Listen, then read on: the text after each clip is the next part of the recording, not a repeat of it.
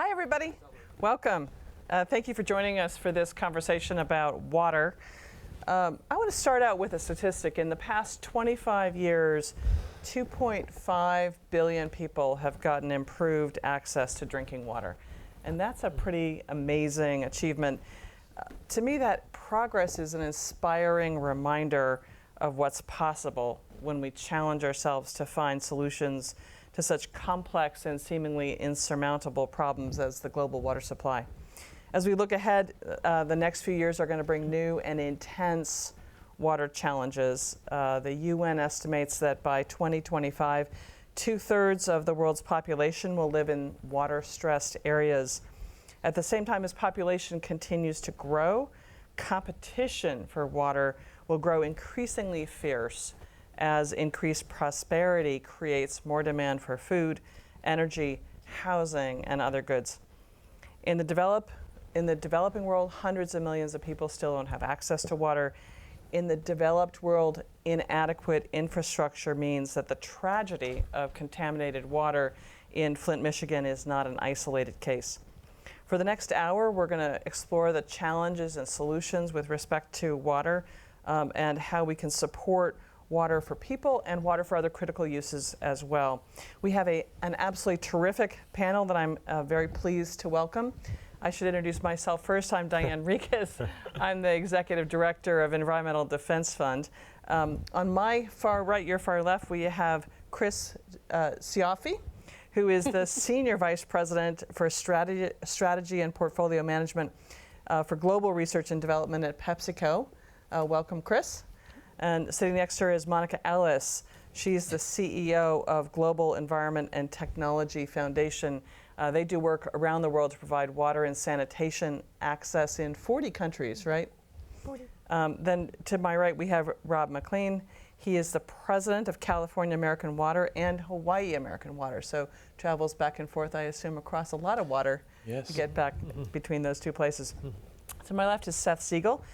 Seth is a lawyer and activist. He's an entrepreneur, and he is the author of Let There Be Water.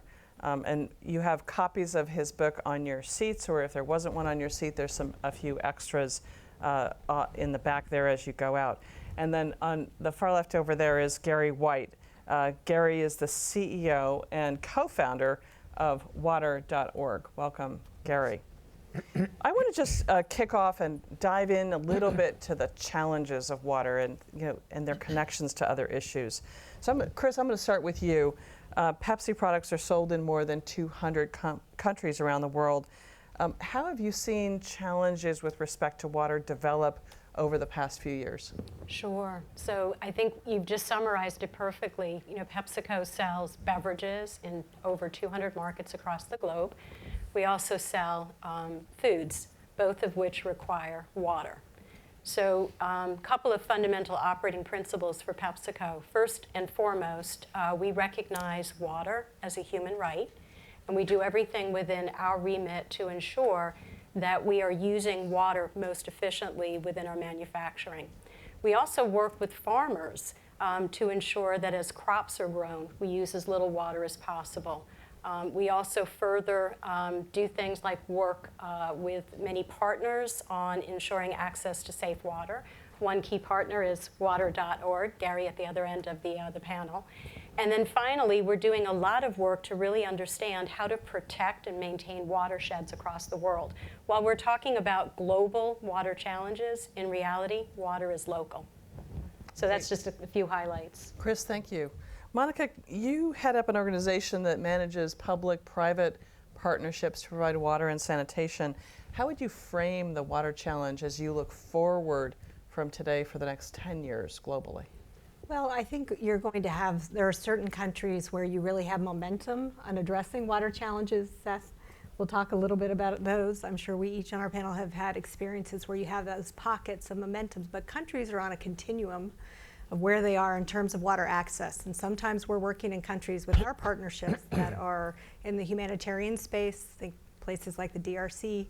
Sometimes we're in places like South Africa or places that are much more developed and you have fast-growing markets. And the challenges, because water is local, is that it's very it's very different everywhere. It is local, and the challenges and solutions are going to be very different. So when looking out over the next 10 years, I see a real opportunity for public organizations where funding for partnerships is actually going down, and private organizations where you see funding in these emerging markets going up, for there to be a greater nexus of working together in a public-private way, so that we can invest and really accelerate and put a wind to the back of some of these countries that will be where the dominant consumer bloc is for the foreseeable future.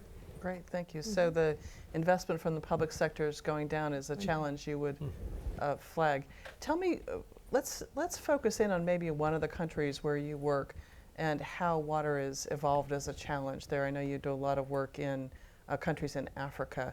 Could you maybe just help us focus in on one place and what the challenge looks like there for your projects? Let's talk about Madagascar Okay.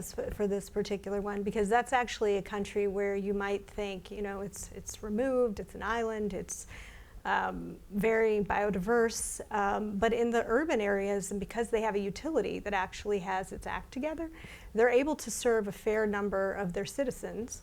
What we're doing in that particular country, and we're seeing some challenges in the rural areas, but we're actually putting our investments into the people behind the pipes at the utilities. So helping them build the capacity and figuring out how to create pro-pour units to serve people in informal settlements first, and then working their way out to the next town, until we're finally at the rural areas where you typically find boreholes or some other type of intervention that's not connected to a mainstream pipe. So what you're seeing there is kind of an evolution of a whole water space, but the locus that we focused upon is the utility, and will continue to do so as we push that out to the more rural areas. Great, thank you. And Seth, you wrote the book on water, and we all have it here. Maybe Or a book on water. Or a book on water. We're going to call it the book. Okay, today. I accept. And what did you conclude as you went into the writing process of what are the key challenges that we should all be thinking about with respect to water and water resources? Well, I think the greatest problem is the sense of inertia, is the fact that we have allowed a tradition, whether it's agricultural tradition going back 4,000 years, or we accepted a high level of leaks in our municipal pipes, and we've accepted the idea that water should be priced at something close to free, or priced at a fanciful price, and that there aren't a lot of change agents or stakeholders who are pushing to make change happen. So farmers want to keep water at cheap or free prices, and mayors and city councils don't really want to spend lots of money on fixing their infrastructure, and average citizens don't really want to have, for no reason that they can understand, that want to pay more for the same water that they're getting yesterday. So the problem is there's no stakeholder in arguing for change. And the motivation behind the book was to say there's a model out here at a time where the world is getting drier, at a time where the world needs to have a model on how we can live our water lives, that there can be an intelligent approach where you're not gouging consumers, where you have an intelligent approach to agriculture, where you fix your infrastructure, where you price water appropriately. And as a result, you get an incredible outcome from doing all that. And that right now, the only stakeholder who actually can push for this is all of us, the society. And because there's no politician who's waving this flag, there's no big famous organization yet that's pushing this out. And so the argument I try to make is that we have to fix this because of all these macro reasons that around the world that we're going to have this water problem. And even though two already of the panelists have said of water being local, it's true that water is local, but so many different pockets locally are having water problems that are going to get worse, that it's going to lead to higher prices for food, social instability, immigration patterns that are going to perhaps overwhelm us, and could lead to a changed international defense architecture. So these are consequences that we are not preparing for. And I argue, in the same way that Israel made a plan 50 years ago for what they're going to need today, that we should be thinking at least 10, 15, 20 years out now, and we can be, but we just don't have anybody calling out for that. So I'm going to ask the audience a question, kind of turn things around a little bit. It's mid-afternoon. Let me ask you, who in this room knows what body of water your drinking water when you turn on the tap comes from? Who knows that? I'm going to say that's less than half, certainly probably less than 20%. Not that many people know. When we worked on the new safe drinking water laws in Washington, I know it really got Congress much more excited when they found out their water was actually coming from the Potomac River, which was quite horrifying. But you mentioned price, and I want to talk a little bit about price. So who here has any idea what you pay for your water that comes out of your tap? Yeah, but can I ask you something? I think that's not the right question. Okay. What's the right question? The right question is, how many of you think that you're paying the real price for getting your water? In other words, yes, you're paying a water bill. Oh, the two people from Israel, yeah, that makes sense. Exactly. And that's, you're facing forward, so we have glare in our nobody else we have glare in raised our eyes. their So I hand. see two hands go up. I'm Yeah. thinking, oh God, there goes my argument. And I look and I say it's two people I know from Israel. So yeah, so that makes sense. That's the point. Is that the real question to ask is not are people getting some fanciful bill that represents something that the city council Yeah, are decided. they paying the real price? Yeah, but no one knows that, and the answer is no one here is paying the real price. So let's turn to somebody who actually has to charge customers for this. What's your perspective on price and people's? How do your customers react when the price changes? How does that play out in the real world? Well, nobody usually likes to pay more. Yeah. But as a regulated utility, our price is set through the regulatory process, and it is the true price. So we're a cost of service-based regulated utility. And water still in this country is usually in most places the cheapest of all the utilities. Cheaper than your phone bill, cheaper than your cable bill. But even in places where customers are paying $20, $25 a month, even here in California, they still come out in droves when we may have a 5 or 10% rate increase. So price is a very sensitive issue, and the challenge as a utility is to try to do what you need to get done, the infrastructure replacements, treating the water safely, and balancing all of the things that go into that, and trying to come out the other end with a fair price that the customer can afford. So do you buy it? Do you think that No, these customers pay the No, real price? I like Rob a lot, but I think he's not telling the whole story. And that is because there's infrastructure that's created that predates perhaps the response of his RFP that he bought into. So the consumers there are getting a subsidized price that were paid for by other taxes or other services. That surely that if he were running this in a way to maximize the future, he might be taking all kinds of actions right now that he's not, because he has a rate set for him by a utility commission of some kind or another, which is an artificial break on what he could and should be doing. And my argument is that especially, for the developed world, we have plenty of runway because we're rich and we can always fix it. But even here in the rich world, we have a big problem because we're not thinking ahead of where we need to be some years forward and put that times 10 in the less developed world where they have issues of corruption, bad governance, kleptocracies and so forth. So it's a really big problem. But even where Rob thinks that his people are paying the absolute real price, on the one hand, they're not paying their historic real price because of what came before, and they're also his weights are being put around his ankles by a rate commission that says you can only charge this much rather than delivering Tiffany service for this, that, and that. And I don't actually know all of your business, so I'm making that up. I think I would say this. First of all, as American Water, so the whole entire company, we have 48,000 miles of distribution main. That's enough pipe to go around the country around the world twice. I think we're replacing something like 350 miles a year. So less than 1%. Help me with that math. That's It's about not good. 1%. Yeah. Well, if you think about the average pipe lasts close to 100 years, we're barely making it. We'd like it to be more. If it was 5%, though, the rate impact would probably be such that the commissions wouldn't support it around the country. And that's my point. And so I give you that point, but I will. Can I say another thing? And also, this environmental piece. You accept a certain level of leaks in your system, right? And I don't know what it is. Maybe you do, but you accept a certain level of leaks that if you wanted to if you had a real price for water, that you would say, well, if it's a choice of fixing our pipes or getting this water that's functionally free, surely we'll always go with the free. New York City has a 35 million gallon per day leak. They discovered it. You don't know about this? They discovered it in 1980. They did nothing about it until 2 years ago when 35 million gallons a day. And they did nothing about it until 2 years ago when they decided that it's time to fix it. It'll be ready maybe sometime in the 2020s. And the reason for that is because the water is functionally free. So Rob, you operate in California where there's been a really intense drought. And I live here in California. If we had 4 years of a real nail biter. As you hear the challenge of pricing, the challenge of managing for drought, the challenging of some people who still don't have that last mile of pipe to get water. What are the challenges that you see for operating in the United States a utility? Well, I look at this drought very optimistically because it's allowed us to do things, and I think empowered right from the governor through the State Water Board, down from the Public Utilities Commission to us as a utility. And I think it's applying similarly on the public side. There are about 411 large utilities in California. And the governor came out with this mandate last year that we should all save on average 25%. That 25% was different depending on where how good your utility was at conserving.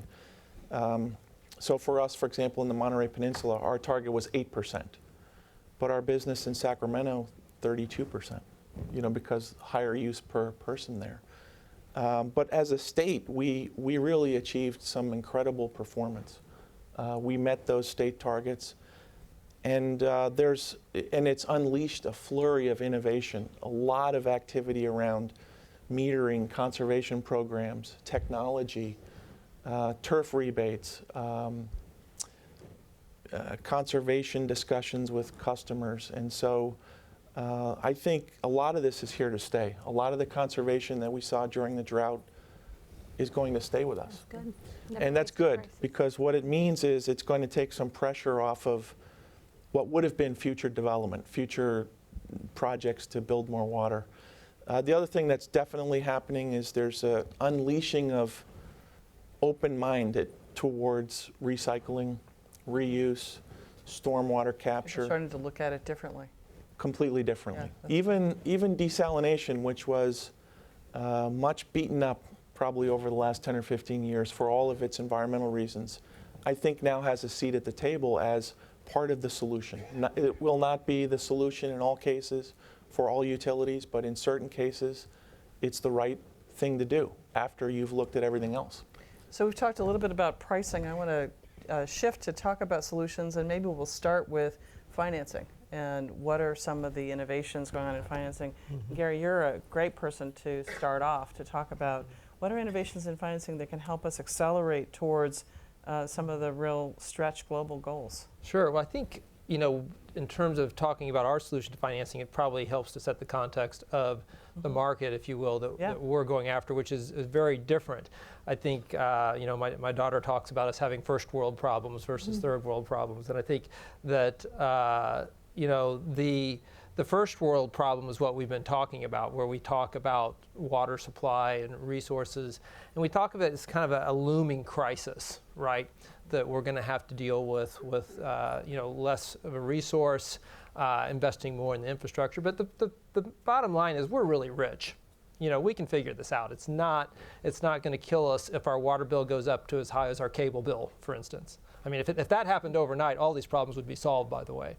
And so when I think of the real crisis is the woman who woke up this morning and didn't know where she was going to get her water today, or she didn't know what the quality of it was, or how much she was going to have to pay for it. And think about that. If you got up in the morning and you didn't know where your water was coming from, nothing else would matter. You're going to figure out everything that needs to happen to get that first gallon or first 5 gallons of water. And that's the crisis for 660 million people today who don't have access to improved water supplies. And that's not even counting the 2.5 billion who don't have access to improved sanitation. And so, 660 million, 200 million hours spent today by women walking to collect water, many families spending up to 25% of their income to buy water from water vendors because they can't get connected to the public utility. So all of these coping costs that hundreds of millions of people have to bear add up to about $250 billion a year that people are spending to kind of circumvent or kind of fill the gaps in the system, the health costs associated with this. And so that's all the bad news, right? The good news is that we really believe that the poor aren't a problem to be solved, but they are the centerpiece of the solution. So when you look at the fact that these women are paying all this money to these water vendors who come around and sell questionable quality water in their neighborhood, or they're spending all this time that they could be spending working, they spend that time collecting water. What if they could monetize all that and get all that back, and then they could use that savings? So the challenge is, for many, is that they don't have the connection fee in the urban slums to be able to pay to connect to the utilities. That can be like $200. And so they have enough to spend, 20 or 30 cents today on water, but not enough to pay the fee, so they get caught in this trap. It's really expensive to be poor, is the way we talk about that. And so how do we get them access to this? So that's where we came in and said, we're going to change the way we look at this problem from being an organization that's all about subsidies and kind of direct service of water wells to think about how do we bring finance into this. And that's where we used water credit to be able to help nudge microfinance towards the poor. And what that enables them to do is to get these water connections, to build toilets with these loans. The loans are done by our microfinance partners, microfinance institutions, so we work in partnership with them. We have about 50 of them now. And then that allows people to get the loans, get the water connection. And these loans are repaid at about 99%. Pretty good. Yeah, the income level of the women who take out these loans is between $1.25 and $5 a day. And so we've, with the early investment and belief in us on the part of the PepsiCo Foundation starting in 2008, who've put about $12 million into this partnership, we have been able to leverage about $160 million in private capital to fund these loan portfolios. So that's about 3 million people now who have gotten access to a loan as opposed to a grant. And the bottom line is there's never going to be enough charity in the world to get water to the 660 million, the 2.5 billion. So that's our starting point. But the good news is we can drive even commercial finance to the base of the pyramid so that people can make these gains and really, frankly, get the solutions that they want instead of a top-down handout where they're going to get a toilet that they might not necessarily want to use. They're going to get something that's not necessarily best for them or best in their view. So it gives them the choice of having access to the capital so that they can get the improvements best for their families. Thank you. So, Monica, you work in 40 countries providing some of these projects. How does the work that water.org is doing fit into your vision of the future and where those projects are going? Oh, it definitely fits in. I think that the model that water.org has takes it to the people, if you will, as Gary was saying. And there is interest that's charged on the loans by the microfinance institution and those types of things that you need to take into account for your own investments and philanthropy. And that's not something that we have supported as much in the past, but I do think that there's that bottom-up approach, and it's helping get capital to people who want to make those and to choose water and sanitation as what they need the money for and are going to spend it on. And then I also think that there's a spectrum where you're leveraging private capital with public finance to work with the government and put in pipes and systems and things like that. And I think that there's a place for everybody. You really have to let every flower bloom because water is local. Where Gary does a lot of their work is in India. There are some other countries, but in India, it's perfect for the environment. In Africa, it's a little bit different. Now, we've been focusing on providing water for people, drinking water access, sanitation access. I actually want to shift a little bit to talk about water in agriculture. In most places, it's the majority use is actually in agriculture. And Seth, would you like to talk just a little bit about what innovations you see in agriculture? What do you think, what learning should we take from other places in this country or spread around the world? Sure, I'd love that. By the way, if I can, I just want to say a quick thank you. I want to say thank you, first of all, to the Milk and folks for putting water on the agenda at all. I mean, that's something special, and it's a very important and prestigious conference, and that we are here, and there's other water conversations that is very important. Second of all, I did not provide the books. I wanted to thank an organization called the Startup Nation Central, an Israeli charity that helps connect people with water problems all over the world with problems with solution providers in Israel. And they have a label pasted into the book. I'm very grateful to them for having purchased these books and share them with all of you here. And I want to thank you, by the way, Dan, for having put a lot of energy and time into putting together this great panel. In terms of the question you asked, I just want to say that probably everybody here, if you're at a water panel, you probably know this already, and that is that the largest user of water basically everywhere except for a dry place like Singapore, which has no agriculture, that agriculture is the largest user of water everywhere. In the United States, it's on average 70% of our fresh water goes to agriculture. Where we are right now in California, it's 78% of the fresh water of the state goes to agriculture. And therefore, it's sort of like reminiscent of that Willie Sutton line of why do you rob banks? Because it's where the money is. If you really want to save water, you know, we're having sort of a bifurcated conversation today between water quality issues and water access and water scarcity.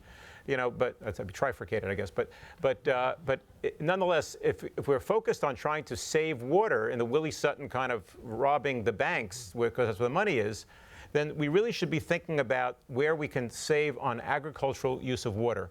Because merely saving even 10% of the water used for agriculture, which is not a very high bar to achieve, would transform either our environment by having a lot more water flowing in our rivers and our reservoirs and our aquifers and our lakes, or taking enormous pressure off of the household piece. Like in California, less than 10% of the California water is used for household use. So all those people who have to let the lawns go brown, or they can't have a swimming pool, or or take a long shower, and other lifestyle changes which may make sense on their own. So there's huge upside. Rather than being coerced, should be authorized. So what I talk about in my book is, and I'll just end with this, is that what I talk about in my book is the revolution in agriculture. That because Israel had this mindset almost from the beginning that if we're going to be, they said, if we are going to be using fresh water for agriculture, we're just not going to have enough for the future in our aquifers. We're just not going to have enough for household use, and it's going to retard the growth of our economy. So they set out very mindfully, and it's not an accident that drip irrigation is invented in Israel. It's not an accident that the most sophisticated seed breeding are to create drought-resistant seeds, or to create crops that sort of breed out all the things that you don't need in a crop that requires water, like leaves or long stalks or whatever. It's not an accident that those types of things happen there, because they made such a key emphasis on fixing agriculture and fixing it early. And that's how sewage gets to be treated in Israel. Starting in 1952, it's mind-blowing. In 52, Started to use it for agriculture. In 52, they started planning to use it for agriculture. They were bankrupt as a country. They had security issues galore. It's a 4-year-old country at that time. They had doubled in size with immigrants, and they had no money for anything, and yet they decided to start spending what ended up being tens of billions of dollars to build out this national infrastructure program to be able to reuse sewage for at an ultra purified level to use it for agriculture. So, Chris, you engage and think a lot about this issue. What innovation is on the horizon in agricultural use of water? Yeah, so in contrast to what I said before, water use is local. There are some solutions that are global. And so one of the things we're doing as PepsiCo, because obviously we're very dependent on the agricultural-based crops, is working through with both small-scale as well as large-scale farmers to understand how to use water most effectively. So rather than flooding fields or using pivot waterers, using direct drip irrigation to directly feed the particular crop being grown, using less fertilizer where possible, and then controlling fertilizer runoff, which is a main consideration around watersheds, but also doing things like breeding varietals that by default consume less water. So if you think about mainstay crops across the globe, rice, potatoes, wheat are all very water intensive. If we can actually breed them to be less water intensive, that's another way of mitigating water. There's another example, though. It's not in the food and beverage space, but I found it really compelling. And it's actually in the creation of biofuels for supporting automotive as well as the transportation industry. And just the simple construct of literally creating saltwater ponds adjacent to oceans where you then grow fish and shrimp. And then the effluent from that feeds halophytes, which are plants that are not just salt tolerant, they actually flourish in salt. those can be harvested then to create biomass. And then the effluent from the halophytes will then flow into mangroves, which are also very salt tolerant, but also sequester carbon. Because the one thing we're not talking about is the fact that water is also tightly tied to other parts of the environmental impact. Greenhouse gas, energy use, renewables, all of that has to be taken into consideration when thinking about water. So I think with agriculture, it's both within the crops as well as the methodologies, and then supporting the broader macro system around water use. That's great, thank you. I'm going to turn in a minute to questions from the audience, so be prepared. We're interested in what you'd like to hear the panelists talk about, but I want to just pick up on that reference to climate change. I heard, I think Secretary Ban Ki-moon say that, or maybe it's Jim Kim, say that water is to resilience what energy is to climate mitigation. And I'm wondering how climate change is affecting your thinking for strategy for PepsiCo and others on the panel. How are you thinking about climate change and how that's going to affect the work you're doing today or the work that you want to be doing in 5 or 10 years? But Chris, you want to start off with that? I think probably the first place I would go is in technology solutions. So, clear, and apologies for the voice, guys. I'm from the East Coast and the pollen season's been horrible. So I go back and forth on laryngitis. But as we think about technologies to either increase the availability of water or increase the efficiency of water, often, as I mentioned, those things are energy intensive. So really making sure that whatever technology solutions we come up with have both the water piece as well as the energy use. And I think, Rob, you brought up desalination, which comes up, I think, as a common theme when you're talking about water. The biggest challenge, of course, is the cost and the energy required. So I think the attempt to really crack the code, if you will, on creating a desalination process that perhaps is some renewable energy, maybe a solar-based, coupling with the desalination techniques. We use a lot of what's called reverse osmosis, which is incredible for water purity, but it's horrible when you're talking about an energy intensive. So I think a technology solution is what I would be most interested in to really crack the code on getting the water efficiency without having either energy implications or greenhouse gas emissions. But I'd be curious what other panelists would. What are you thinking about with respect to climate change? Well, can I sort of answer that some sort of an oddball kind of a way? Because of course. Since the book came out, I've actually I've spoken out in 45 U.S. cities, and I've spoken to more than 150 audiences, and they're very diverse. College campuses tend to be a little more liberal, policy groups sometimes quite conservative, agricultural groups even more conservative, and it's been a real eye-opener for me, because what I've realized is that you can talk about water and climate change in a way that doesn't have to get yourself into that I would call a little bit zany, friendly debate between is it real or is it fake? Is climate change real or is it fake? And so there's maybe people here don't know this, but there's a very large constituency of people out there who have this mindset that it's not really, this climate change is not an issue. We don't have to address it. It's sort of a geological cycle, and it is what it is. And I think that and in any event, and if it is a real problem, they say, if it is a real problem, it's not a problem for 50 or 100 years. So I think that water is sort of the vast majority of scientists disagree with that. No. You're right. I know. It's an issue with audiences around the country. It truly is. And I think it also retards the ability to come up with bipartisan solutions, because certain politicians, to be sure, are afraid of stepping out from what they think of their constituencies. So I think of talking about water as kind of a gateway drug to dealing with climate change on an intelligent policy-based level. And that is to say to people, I don't really care what the source of it is. What we can say without any question is rainfall patterns are changing. And so most places now are facing less water, but even those places that are seeing the same amount of rainfall, the interval from rainfall A to rainfall B to rainfall C is now changing. The soil is getting hard packed now, and therefore there's less absorption of it for aquifers.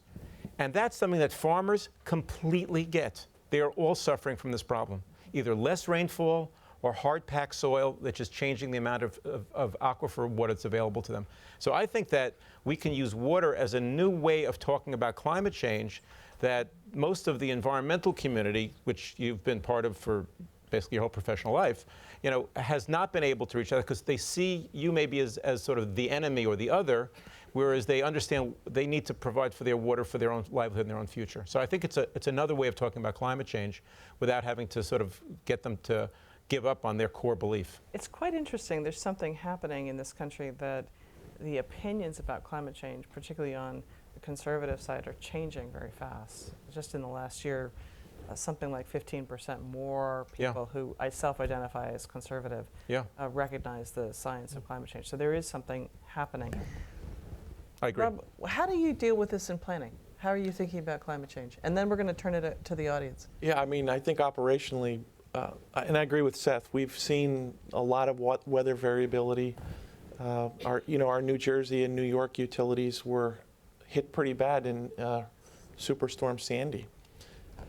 Here in California, now we're planning a desalination plant in Monterey, and the design of the intake wells all have to be planned around sea level rise and how to accommodate a strategy for retreating the wells and handling that.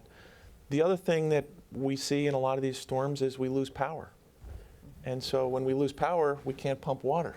So a lot of focus on backup generation of power, hardening our assets around storm prevention. I think in the middle of the country, we've seen floods and rain like we've never seen before. And so in those cases, there's flood prevention designs and things like that are happening. So I think on the engineering side and on the operational side of our business, it's very much at the forefront of long-term planning. Great, thank you. Let's open it up to the audience for questions. Because of the lights, I can barely see. So I'm going to ask you to stand up. There'll be a mic coming to you. I see a hand over here.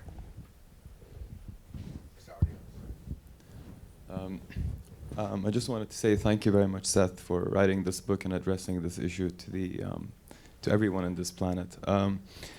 Basically, people take things for granted and given this valuable commodity, because it's cheap, because it's subsidized in most countries, they're taking this commodity for granted, and that's why we're facing this issue. My friend and I just are starting a company, basically, which is an irrigation system quite different from the drip irrigation system, which basically allows you to cut the consumption of water by 7 times. My next point is basically the fact that, actually my question is, for states such as California, when there's just a lack of rain, how would they be able to address this issue? Thank you very much. Seth, you want Well, to I just want to answer the first part of the first comment of the questioner, and that is that one of the exciting implications of real pricing for water is that it will unleash extraordinary amounts of innovation. So right now, Carissa's talking about what Pepsi is doing, and Pepsi's taking that probably out of the R&D budget and all that, because but that's because they have to factor in the cost of water into their operations. Once you have a situation where farmers, and what California does is just so maddeningly crazy. We're locked into a system created 150 years ago, where every farmer is now incentivized to waste as much water as they possibly can, so that they don't have their allocation taken away from them for next year. It can drive you crazy. But what will happen is if there's a real price for water, it's going to unlock geniuses like this questioner here, who I hope your product succeeds, and if yours doesn't, then 6 others in the audience will. And what's going to happen is the free market is going to drive lots of inventors in the same way that the invention of the internet allowed all kinds of people to rush in with ideas, many of whom got wiped out, and many of whom became very wealthy, and we created a change of culture. And I think that that's going to be the next great transformation in water, which is we have loads and loads and loads of water, and those women have loads of water, but it's dirty water. So imagine we can figure out a way to get the water cleaned and fast, and all the other solutions can come up fast, but once we have economic motivation. So sorry, if I can just add to that point, I'm sorry. So if technology obviously has a lot to do with what's coming next and with innovation, but the product we're working on is actually a model that's been used 2,000 years ago. But it's obviously... Good luck getting a patent on that one, then. Thank you very much. I wouldn't. By the way, they're going to play that tape at your. They're going to play that tape at your patent trial. Let's get another question right there. Hi, thank you very much for your consideration, and I want to piggyback on his point. I'm structuring my family fund, and we're directing a lot of investments towards resource efficiencies, and water, of course, it's a big one. But what we see is, okay, the innovation is being unleashed, fantastic. We're funding companies that are helping save waters, and when we turn to the utilities, I'm from Brazil, when we turn to the utilities and they have a set budget to help efficiency measures, and what they do is they buy new washing machines instead of investing in new business models. So I was wondering if in any part of the world, or if American Water or PepsiCo, helping create new business models is more important, and helping accelerate this innovation is more important than doing something else, or I wanted to hear your opinions about that. Monica, maybe that's something you've got a perspective on, given the number of places you work. Absolutely. So we do support business models, and that was a key point I just wanted to make. When you're hearing Gary talk about what he does, or you're talking about your utility or PepsiCo, it's all based on a business model. And water is no different, and you have to make sure that the business model, be it an integrated, structured system like American Water, or a distributed water utility like a Water Health International or others, that it's right for the context, the community, and that there's a recurring revenue stream, obviously, that's coming out of it for the long term. That's one of the things that makes water so attractive, because everybody needs it. The theme of this conference is the future of humankind. Humankind began because of water, and it's going to continue. We're going to keep powering through because of water. So. Business models are critical, and it's less about the technology. It's about meeting people where they are, how they need their water. Can you deliver it to them and get it to them at the quality and quantity that they need, priced appropriately? Maybe if I could just... Oh, you want to add something real quick, and then we'll get to another questions. I would say keep persevering, but remember that utilities in general don't get a lot of rewards for taking risks. They get rewarded for safe drinking water.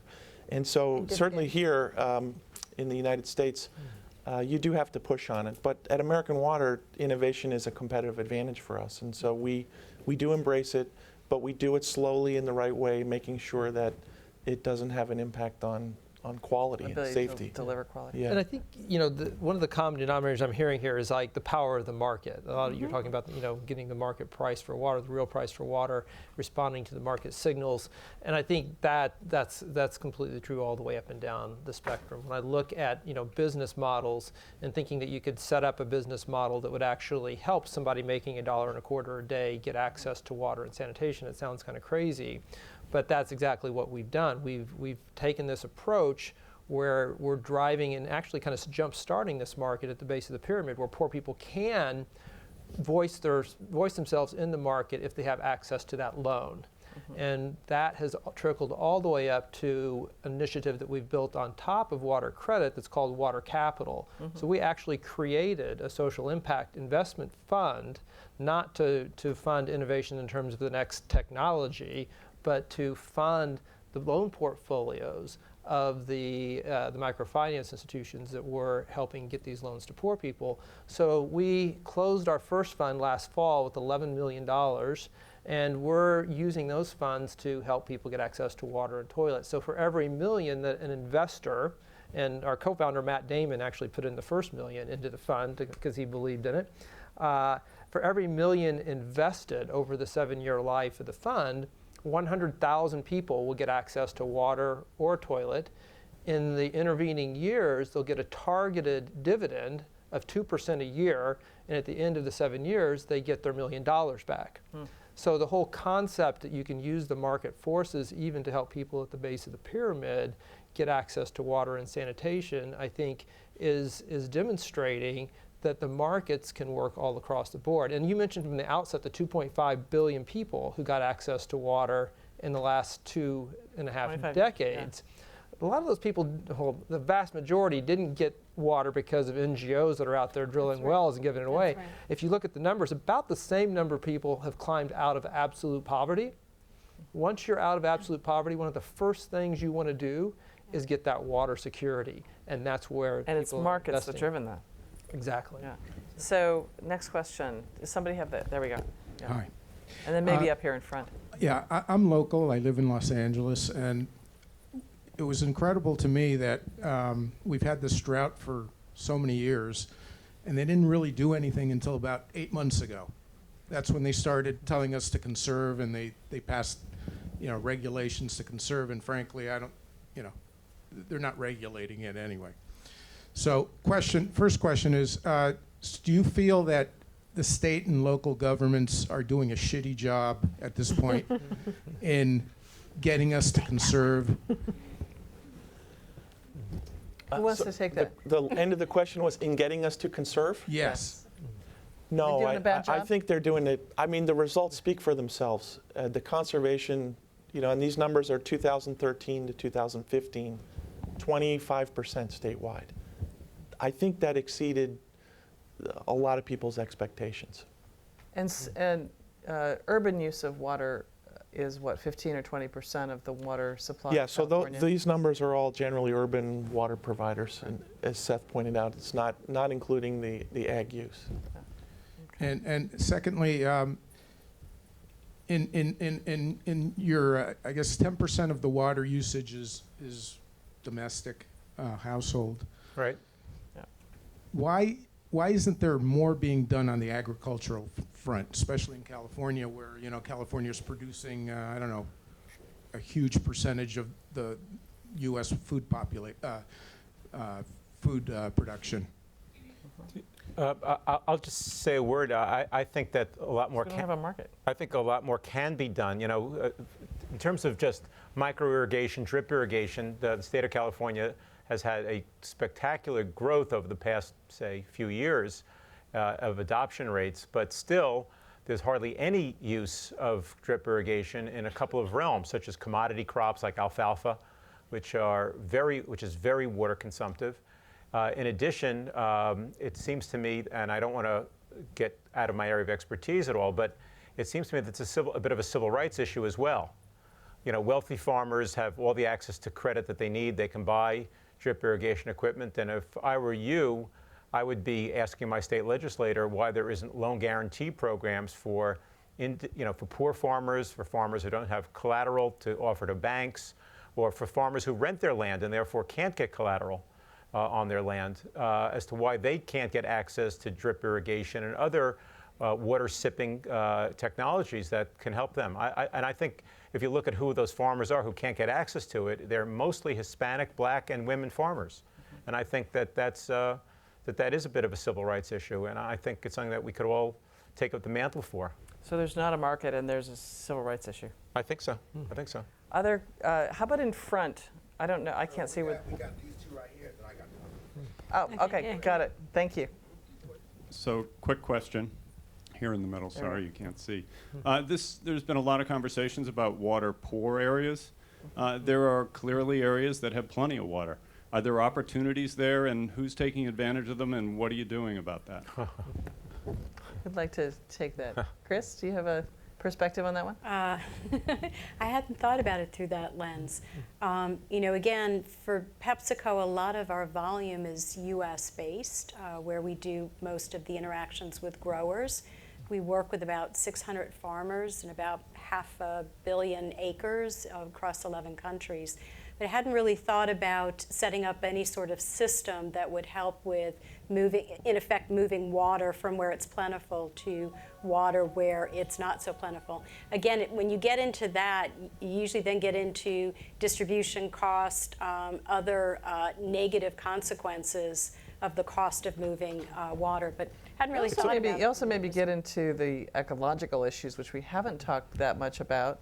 And I know we've got a video that helps us sort of explode our perspective on water. So Yeah, maybe you want to share that? Maybe just to comment on this issue. Yeah, you want to comment and then we can share the video? Yeah, sure. We have a little video here on the dam removal we've just completed, the largest dam removal in the state of California on the Carmel River in Monterey. And it's a project that's been going on for about 20 years. But essentially, the dam was deemed seismically unsafe, and we had a choice to either buttress it, which was just put a new face on it, or remove it. The challenge with removing it was we had to deal with all the sediment that was behind it, and would cost another $40 million.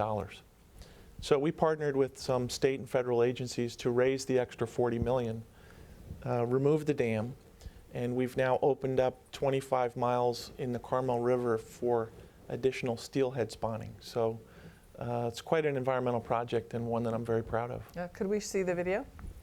I think it's on slide 6. Something grand and beautiful has happened in California. A historic undertaking to restore the Carmel River. Thanks to a collaborative effort and innovative leadership, the largest dam removal in California history is now complete, and a river flows free for the first time in over 94 years, bringing new life in its wake and impacting generations to come. Together, monumental achievements can be accomplished.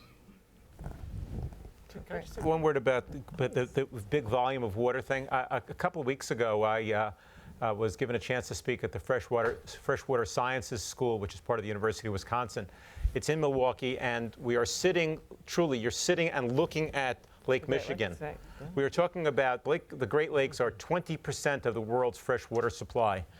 And everyone there is sort of a Midwesterner. I'm a kind of excitable New York Jewish guy, and and I talk fast and I move my arms a lot. And these are very placid people. I keep wondering, do they take Ambien with breakfast or what's going on here? And they're very placid folks. And suddenly I say something like that, I just came from speaking at Tucson, and they really could use some of your Great Lakes water. Could we think about a way? Oh my God, you would think that I just stole their pet pig or something. They went crazy, and I came up with a conclusion to that the fellow who asked this question just now.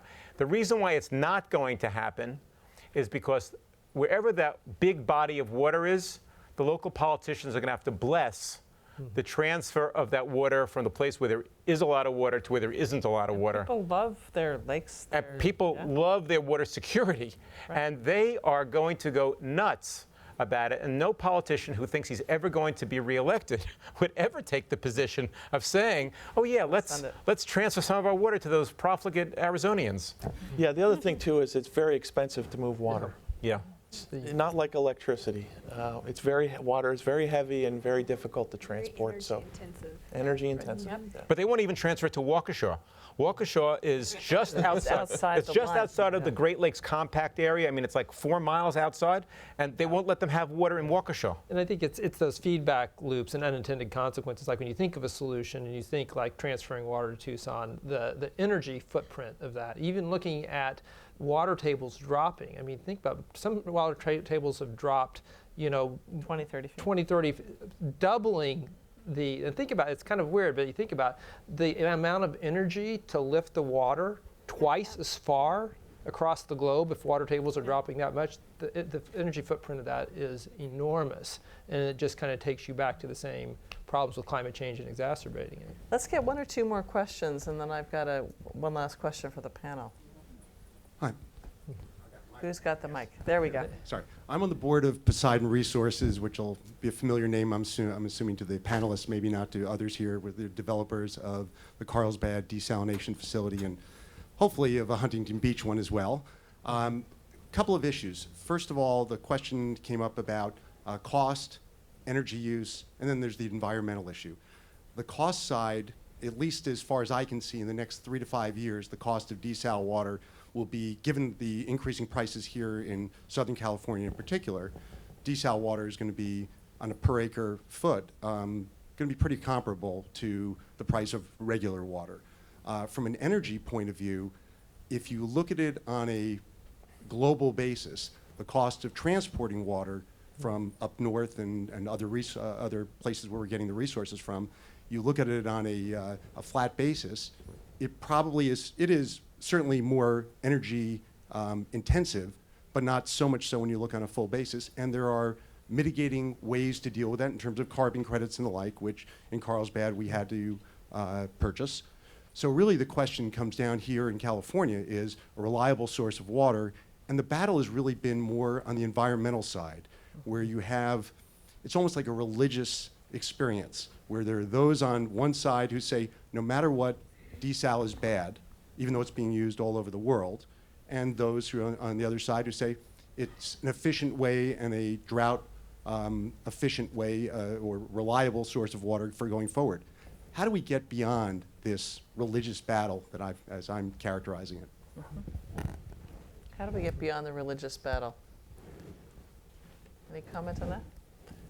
I'm not sure you're going to get beyond the religious battle.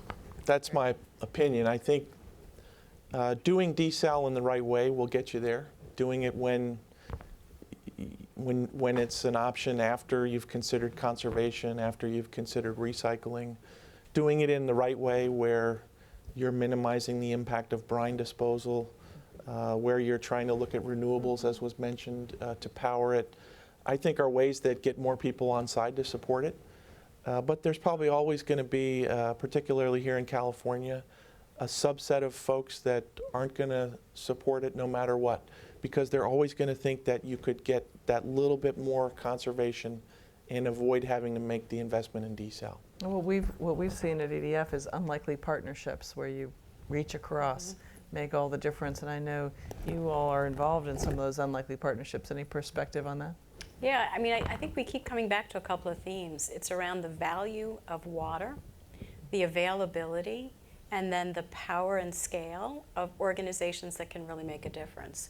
I fundamentally think that a lot of the challenges around water will be met when companies such as PepsiCo dollarize or monetize the cost of water, which we've done, and a lot of other companies are doing that as well, because it shifts your mind from it's cheap, it's free, to truly understanding the cost burden. And then you start to get to the scale solutions, so working with public utilities, working with NGOs, working with other foundations to really push on the solutions. But there's a lot of themes here coming back to the value, not the cost, the value of water. And I don't think we've landed yet on a true value of water. Till we have a markets. Yeah. So let's take another question from the front here, and then we unfortunately have to close out. It's been a great discussion. Hi, thanks for an interesting panel. My name is Shira, and I'm from Israel, from the Milk and Innovation Center there. I've been researching exactly the topic of this panel for the last 6 months and looking for creative solutions to bring water-saving technologies to California. And I agree with many of the points said about the value of water compared to the cost, and about fear of risk and lack of upfront capital. And one of the solutions we've identified, and I'd like to get your comments on it, is having something like an ESCO, like an energy savers company, something that is very successful here in California, done for water. So for example, Rob, if I have a water saving technology and you don't have the upfront capital and you don't want to take the risk, then I'm, as an ESCO, installing the new technology at your place, taking the risk and putting the capital, and then I'm paying on it through the savings on water and energy. So it's similar to the microfinance idea, just in a developed country. So just to get your thoughts on that. Thank you. So Chris, you talked about the value of water, and that is an important driver to those kinds of investments. Yeah, I mean, that's exactly the kinds of partnerships that large companies look for, right? Because you're carrying the risk, we reap the benefit. Yeah. I think it's a brilliant idea. What I don't know is how it would play out in California, so I would look to folks such as Rob to kind of respond to that. Well, I want to thank our panelists for joining this conversation, and thank all of you for joining us. It's been a great conversation, and I really appreciate all the work all of you are doing. And we thank Diane. Yeah, thank you.